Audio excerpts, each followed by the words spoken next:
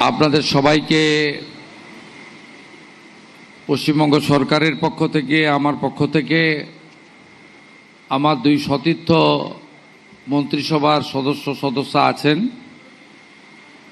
শ্রীমতী অগ্নিমিত্রা পাল এবং শ্রী বিশাল লামা, তাদের পক্ষ থেকে সবাইকে শুভেচ্ছা এবং অভিনন্দন জানাই।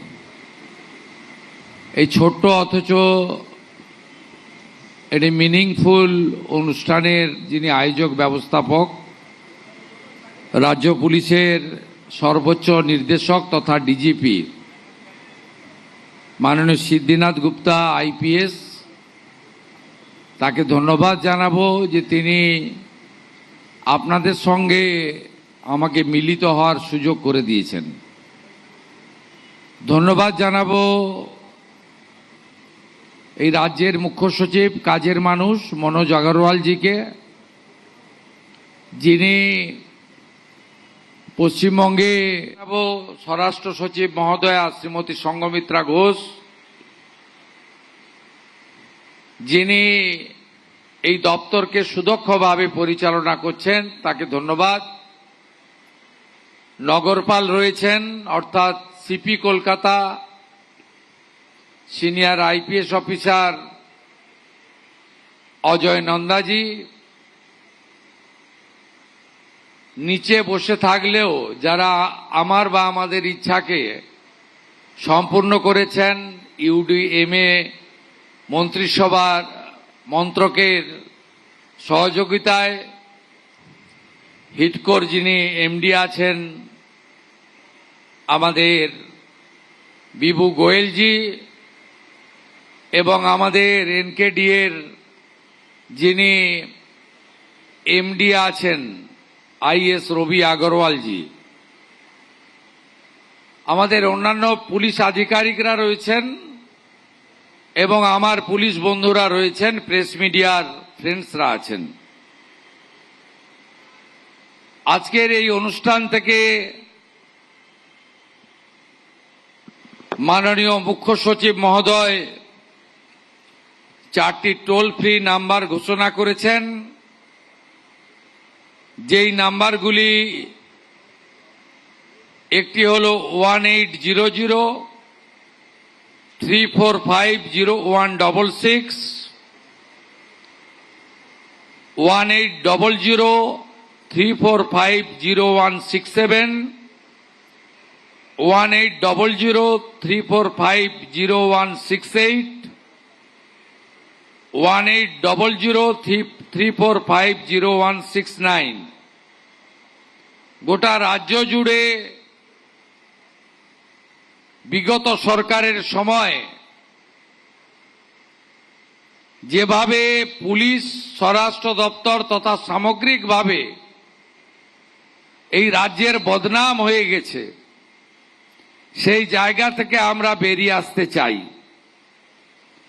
তাই এই টোল ফ্রি নম্বরগুলো আমরা শুধু ঘোষণা করা নয়, আমি এখান থেকে প্রস্থান করে সচিবালয়ে অর্থাৎ নবান্নতে কন্ট্রোল রুমেরও পরিদর্শন করব, যেখানে সকাল 8টা থেকে রাত্রি 10টা এই কন্ট্রোল রুমগুলি চালু থাকবে। একসঙ্গে 4টি লাইনে, একসঙ্গে 4টি লাইনে 5টি নাম্বারে সবাই গোটা রাজ্য থেকে অভিযোগ করতে পারবেন, যা আমরা নিষ্পত্তি করব এবং আধুনিক প্রযুক্তির মধ্য দিয়ে। দয়া করে এই টোল ফ্রি নাম্বারগুলিকে অপব্যবহার করবেন না, ব্যক্তিগত প্রতিহিংসা চরিতার্থ করার কাজে ব্যবহার করবেন না। সঠিক তথ্য দেবেন, সঠিক তথ্য দিলে যেমন উপকার পাবেন, আবার মিথ্যা তথ্য সরবরাহ করলে সেখানেও আইনে যা বলা আছে সেটা আপনার ক্ষেত্রেও প্রয়োগ হতে পারে। তাই আমি আশা করব মাননীয় প্রধানমন্ত্রী নরেন্দ্র মোদীজির যে ভিশন আছে তাকে সামনে রেখে আমরা স্বরাষ্ট্র দপ্তরের অধীন পশ্চিমবঙ্গ পুলিশ কলকাতা পুলিশকে নতুন জায়গায় নিয়ে যেতে পারব। আমরা ইতিমধ্যে অনেকগুলি পরিকল্পনা নিয়েছি, যেটা কার্যকর করতে আমাদের একটু সময় লাগছে এবং এই সরকারের বয়স খুব বেশি হয়নি, মাত্র 10 সপ্তাহ। আস্তে আস্তে আমরা পশ্চিমবঙ্গের পুলিশের যে গরিমা, কলকাতা পুলিশের যে উচ্চতা বিগত দিনে ছিল, সেই জায়গায় নিয়ে যাওয়ার চেষ্টা করব। শুধু আমি বা আমরা নই,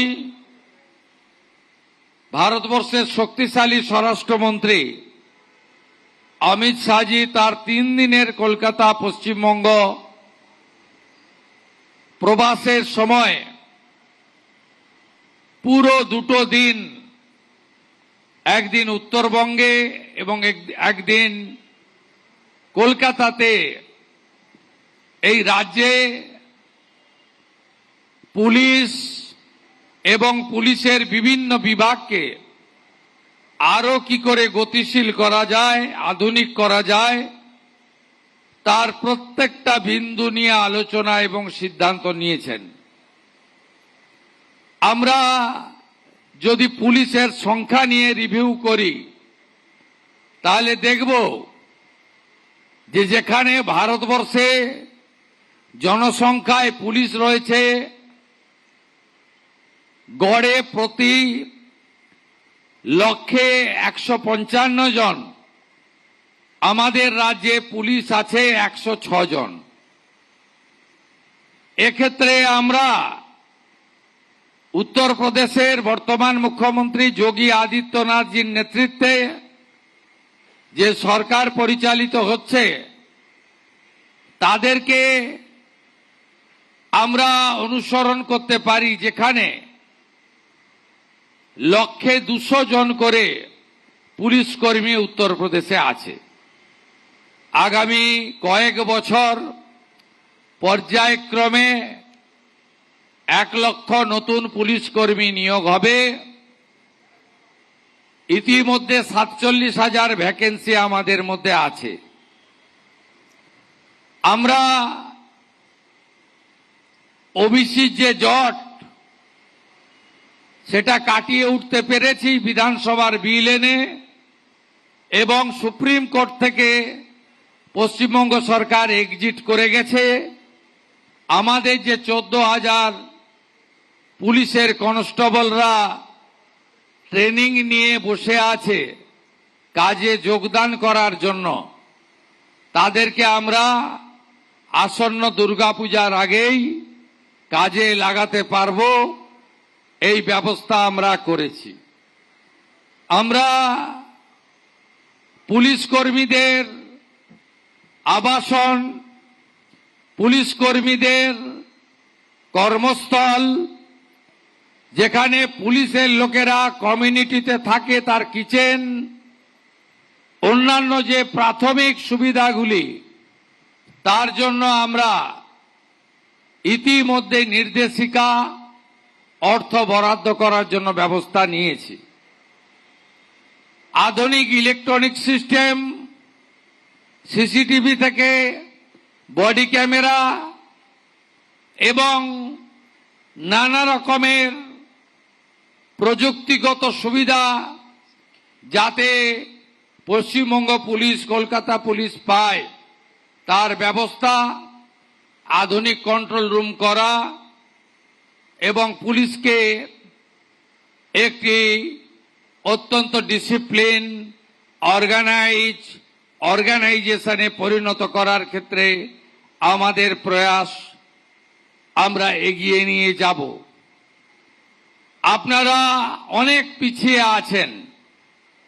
পিছিয়ে আছেন মানে কর্মকুশলতায় নয়, দক্ষতায় নয়, অভিজ্ঞতায় নয়, একাগ্রতায় নয়, কর্মনিষ্ঠায় নয়, আপনারা পিছিয়ে আছেন পরিকাঠামোগত এবং সরকারের বিভিন্ন সাহায্যের ক্ষেত্রে। আমি মাননীয় ডিজিপি সাহেবকে বলেছিলাম, আপনাদের গাড়িগুলোর ইন্স্যুরেন্স থাকে না, অ্যাক্সিডেন্ট হলে পথচারী হোক পুলিশ কর্মী হোক কোনো ইন্স্যুরেন্স বেনিফিট পায় না।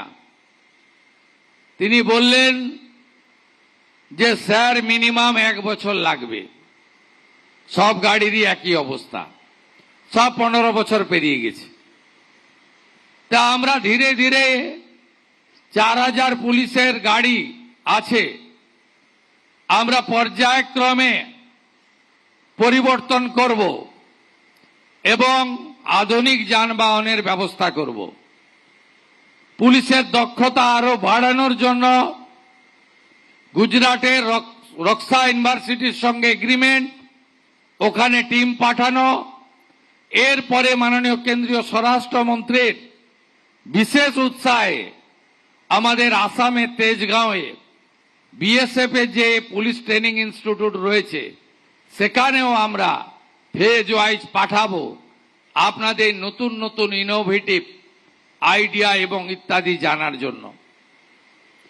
আপনাদেরকে আমি যদি বলতে শুরু করি অনেক সময় লাগবে।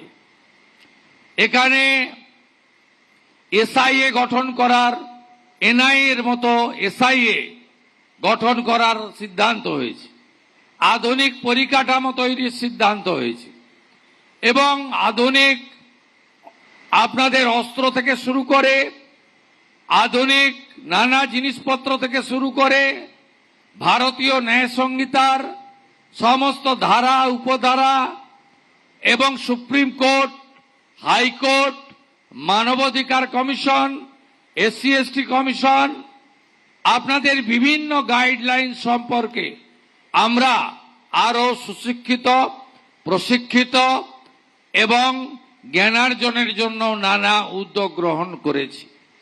আমরা মহিলা পুলিশ কর্মীদের তাদের বাড়ির কাছাকাছি পোস্টিং, অর্থাৎ কনস্টেবলদের জেলায়, অফিসারদের পার্শ্ববর্তী জেলাতে যাতে পোস্টিং পায় তার জন্য আমি হোম সেক্রেটারি মহোদয়াকে বলেছি, ডিজিপি সিপিকে আমি বলেছি। আমরা 15 বছরের অধিক যারা পুলিশ কর্মী বাড়ির বাইরে এতগুলো বছর দিলেন এই রাজ্যের জন্য, সমাজের জন্য, তাদেরকে যাতে জেলায় ফিরিয়ে আনা যায় তার জন্য আমি বলেছি ওয়ার্কআউট করতে। পুলিশ আবাসনের ক্ষেত্রে নতুন নতুন সুযোগ ব্যবহার, যে আবাসনগুলি আছে জল পড়ে এক একটা। কদিন আগেই আপনাদের এখানে কলকাতারই একটি পুলিশ আবাসনের ভিডিও আমার পুলিশ কর্মী পাঠিয়েছিলেন। অন্য সরকার হলে ওটা দেখে আপনাকে সাসপেন্ড করত, আর ওটা দেখার পরে আমি সিপি কলকাতাকে, ওটা সম্ভবত রাজ্য পুলিশের ডিজিপি সাহেবকে পাঠিয়ে বললাম ইমিডিয়েট সারানোর ব্যবস্থা করতে হবে। এটা যদি অন্য সরকারের সময় পাঠাতেন সাসপেন্ড করত, বলল ডিসিপ্লিন সংগঠন, ফেসবুক করে দিতে পারেন না। আপনাদের থানাগুলোর অবস্থাও কঠিন।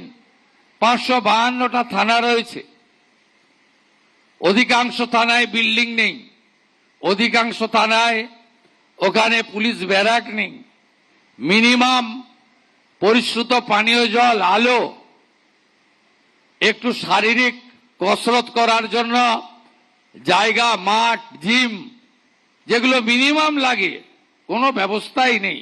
আমি ধন্যবাদ জানাবো কেন্দ্রীয় স্বরাষ্ট্রমন্ত্রীকে। আমরা 120টা থানাকে আপগ্রেড করার জন্য প্রস্তাব দিয়েছিলাম। স্বরাষ্ট্রমন্ত্রী কেন্দ্রীয় স্বরাষ্ট্র সচিবকে বলেছেন যে আরো বেশি সংখ্যক পাঠাও। আমরা তো 250-300 পাঠানোর ব্যবস্থা নিচ্ছি, যাতে ভারত সরকারের সাহায্য নিয়ে আমরা আরো বেশি করে আমাদের পরিকাঠামোগুলো তৈরি করতে পারি। পুলিশ কর্মচারীদের শুধু কর্মসংস্থান নয়, শূন্যপদ পূরণ নয়, অর্থনৈতিক অবস্থাও অত্যন্ত খারাপ। কারণ আপনারা গোটা ভারত যখন সিক্সথ পে কমিশন পেয়ে গেছে, আপনারা তখন সেভেন্থ পে কমিশনেই আপনারা পাননি, সেভেন্থ পে কমিশনই পাননি। আমরা সেভেন্থ পে কমিশন তৈরি করে দিয়েছি। আগামী কয়েক মাসের মধ্যে রিপোর্ট এসে গেলে সেভেন্থ পে কমিশনও কার্যকর করে দেব। কারণ বহু রাজ্যে এবং কেন্দ্রীয় সরকারে এইট পে কমিশনের কমিটি তৈরি হয়ে গেছে। আপনাদের সঙ্গে আইপিএসদের কথা বলছি না, ওরা সেন্ট্রাল স্কেলে বেতন পায়, ডিএ পায়। তার নিচে যারা আছে আপনাদের কথা ভাবা হয়নি। ভারত সরকারের সঙ্গে 42% ডিএ গ্যাপ ছিল। একদিনে পারবো না, সময় দিতে হবে। বাজেটে ঘোষণা হয়েছে 20% ডিএ অক্টোবর মাসে পাবেন, এবং আমি অর্থ সচিবকে বলেছি, অর্থমন্ত্রীকে বলেছি যে পুজোর আগে অক্টোবরের বেতন দিতে এবং 20% অ্যাডিশনাল দিতে। তাই আপনাদের সব কাজে আমার নজর রয়েছে। আপনারা তারাতলাতে যেভাবে 17টা মানুষকে বাঁচিয়েছেন, hats off to Kolkata police. রাজ্য পুলিশ যেভাবে বারুইপুরের ইনসিডেন্টে জিরো টলারেন্স দেখিয়েছে, hats off to DGP and his team. মা বোন কন্যাদের উপরে অত্যাচার, আপনার যা করার করবেন, আইন মেনেই করবেন, আমি আছি। আমরা আর অভয়া চাই না। Baruipur is a very pathetic painful incident, কিন্তু সরকার চুপ করে থাকেনি। পুলিশ মন্ত্রীর মুখ উজ্জ্বল করেছে, আমি আপনাদের কাছে কৃতজ্ঞ। আপনাদের এটা মাথায় রেখে চলতে হবে।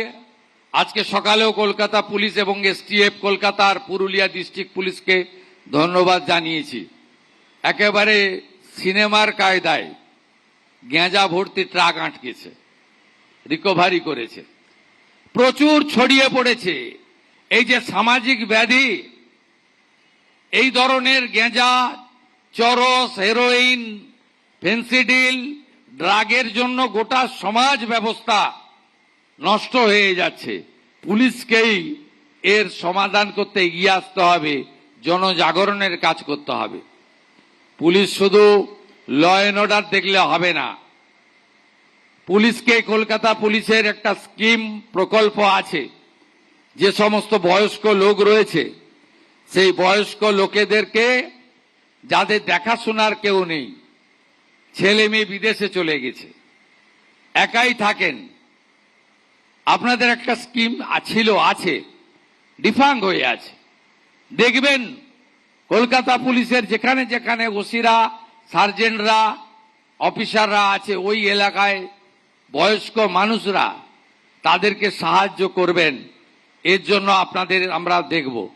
আগে বামফ্রন্টের আমলে নন গেজেটেড পুলিশ অ্যাসোসিয়েশন এবং পুলিশ অ্যাসোসিয়েশন আর নন গেজেটেড দুটো সংগঠন ছিল। পরবর্তীকালে আগের লোকেরা ওয়েলফেয়ার করলো।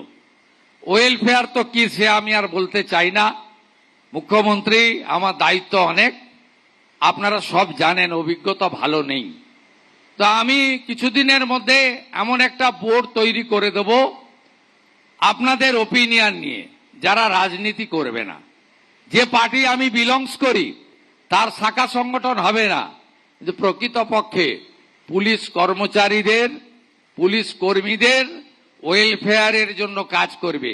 শুধু ওয়েলফেয়ার মানে বেতন বৃদ্ধি নয়, আরো আপনাদের স্পোর্টসম্যান হতে হবে, আরো খেলাগুলোতে পার্টিসিপেট করতে হবে। কোন মাঠ ব্যবহার করতে চান বলুন, আমি ব্যবস্থা করে দেব। কতগুলো জিম চান বলুন, আমি করে দেব। কত স্পোর্টস মেটেরিয়াল চান বলুন, আমি করে দেব।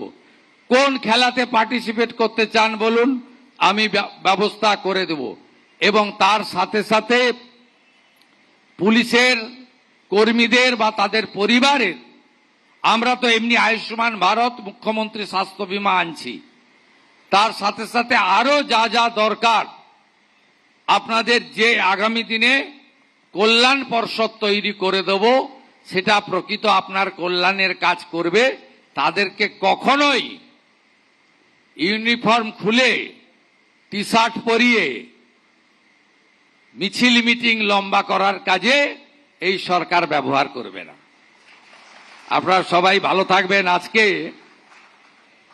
হিডকো এবং এনকেডি এর খুব ছোট্ট অনুষ্ঠান, এমন কিছু নয়। মুখ্যমন্ত্রী ছাতা, গামবুট আর রেনকোট দিতে এসছে তা নয়।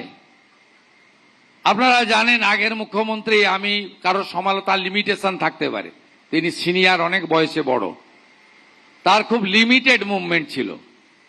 কিন্তু আমার মুভমেন্টটা ভীষণ। আপনারা অনেকে কষ্ট পাচ্ছেন। সকাল 8টা থেকে শুরু হয়, রাত্রি 12টা পর্যন্ত। এক্ষুনি উত্তরবঙ্গ ফিরে এসে আবার নবান্ন, নবান্ন থেকে ওখানে ওখানে ছোট খাটো প্রোগ্রাম থেকে বড় প্রোগ্রাম। আমি খুব এই বৃষ্টিতে খুব দেখছিলাম। আমি চাই না, এক তো আমি দড়ি বন্ধ করেছি, অনেক জায়গায় দড়ি টড়ি দিয়ে দেয়।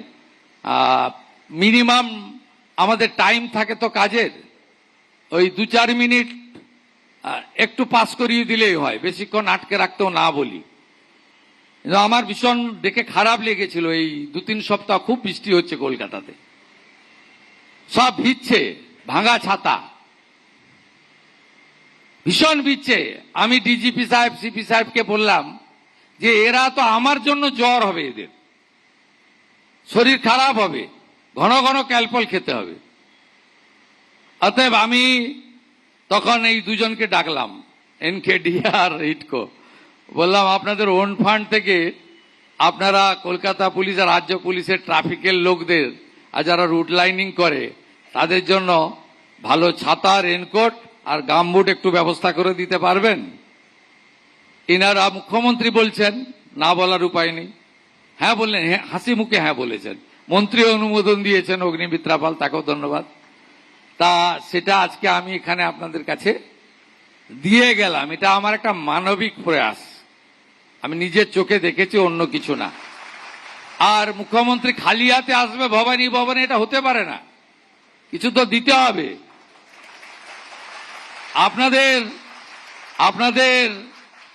আপনাদের রেশনে 2017 সালে 1500 টাকা ছিল রেশনে ভাতা। আমি পরে আরো বাড়িয়ে দেব, কিন্তু আপনাদের আমি দুর্গাপূজার গিফট দিয়ে গেলাম, অক্টোবর মাস থেকে 500 বাড়িয়ে 2000 টাকা করে দিয়ে গেলাম। সবাই ভালো থাকবেন সবাই। এরপরে আরো দেখে দেবো, ভালো করে কাজ করবেন, খুব ভালো করে কাজ করবেন। জয় হিন্দ, ভারত মাতা কি জয়। মাননীয় মুখ্যমন্ত্রী মহাশয়কে অসংখ্য